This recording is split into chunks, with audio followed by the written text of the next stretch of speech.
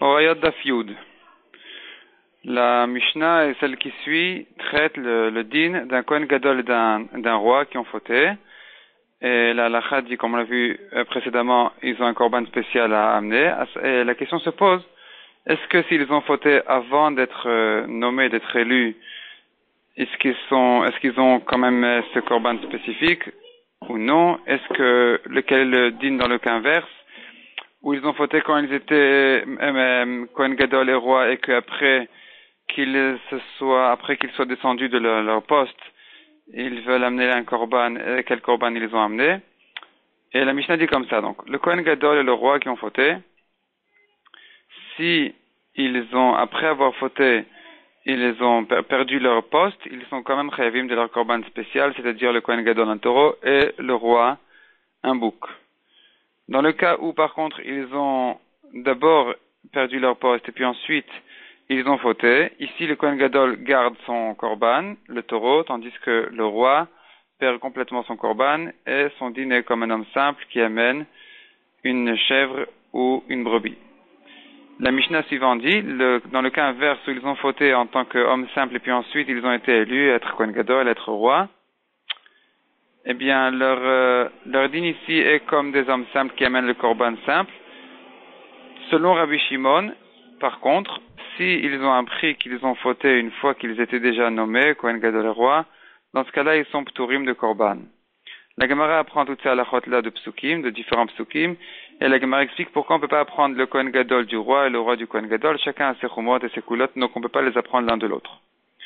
Deuxième sujet, la Gemara cite 3 drashot sur le pasuk qui dit Asher Nasi Yecheta, si le roi faute.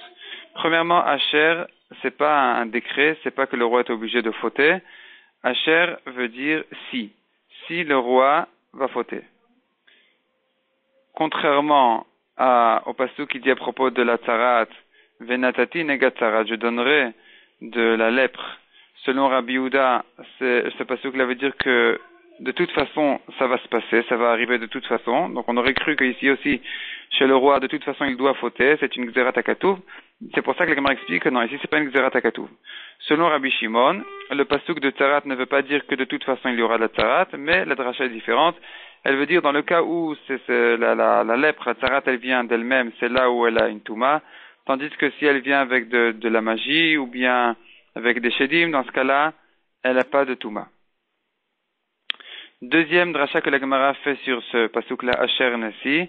Asher Nasi Echeta, c'est quand il est roi qu'il a fauté qu'il doit amener ce korban spécial, tandis que si il est devenu lépreux après être roi, donc en tant que roi il est devenu lépreux, donc il a perdu son poste, ici il n'a plus ce korban spécial à amener. Il n'a plus le digne d'un roi.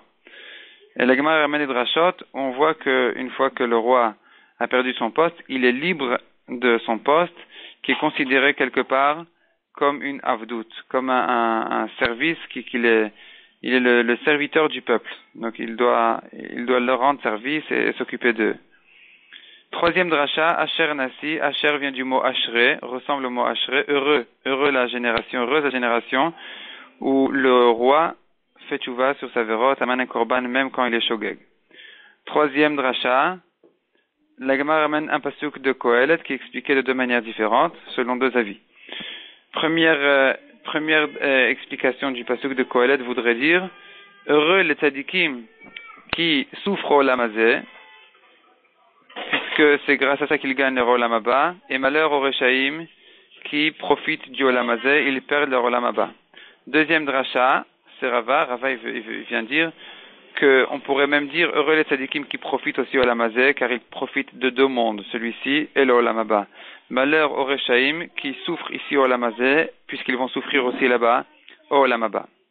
Quatrième sujet, le Gemara ramène un pasuk qui dit les chemins d'Hachem sont droits, les tzadikim marchent dans ces chemins-là, tandis que les reshaïm trébuchent dans ces mêmes chemins-là. La Gemara ramène 3 exemples pour expliquer ce pasuk-là. 2 d'entre eux, la Gemara repousse. Soit de dire que ça se rapporte sur 2 personnes qui mangent leur korban Pessah, un qui est complètement rassasié et qui en profite pas du tout, le deuxième qui le mange en profitant de la mitzvah. Donc celui qui était rassasié, c'est le Poshéa, c'est le rachat qui trébuche, la Gemara repousse en disant c'est pas un rachat. Il n'a pas fait une mitzvah minamouvrar, mais c'est quand même pas un rachat. Deuxième exemple, c'est deux personnes qui se trouvent avec leur femme et leur sœur chacun.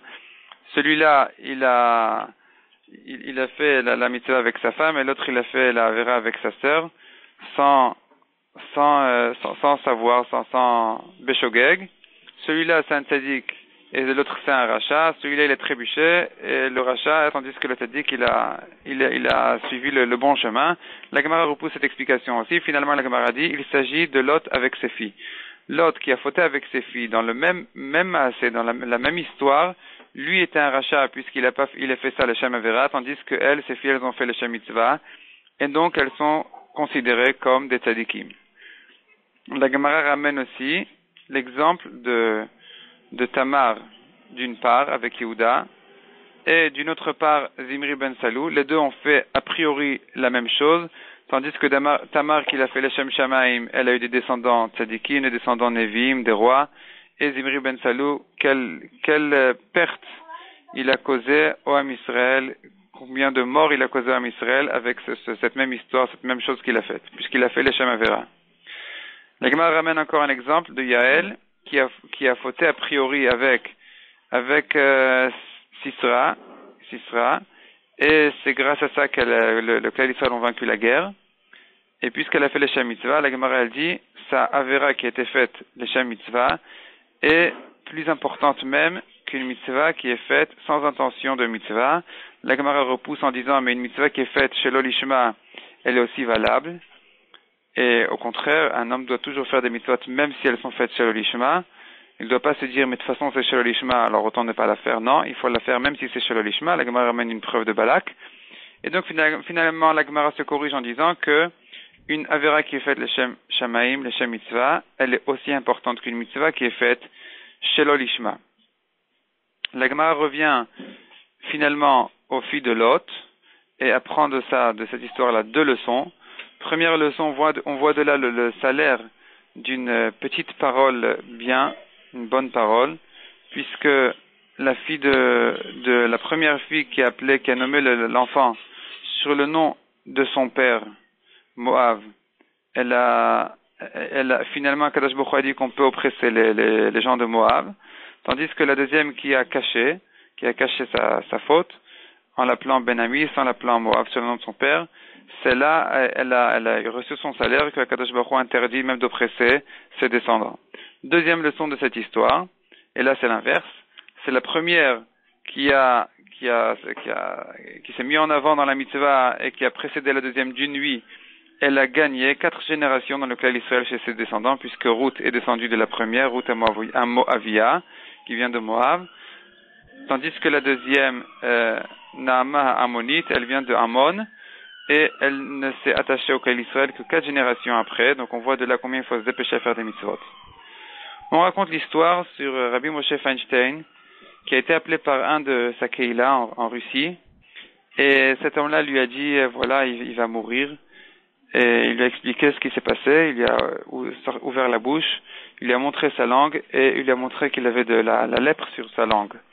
Et Rabbi Moshe Feinstein, il vient, il l'examine, il dit oui, effectivement c'est de la tsarat, et qu'est-ce qui s'est passé? Et cet homme-là lui raconte que voilà, hier il a dit du mal de la fille de Lot qui appelait son fils sur le nom de son père Moab. Donc elle a déclaré devant tout le monde que voilà, que sa faute, sans avoir honte. Et raconte cet homme-là que la nuit il a rêvé, il a vu en rêve deux femmes bien couvertes, bien habillées en blanc et tout.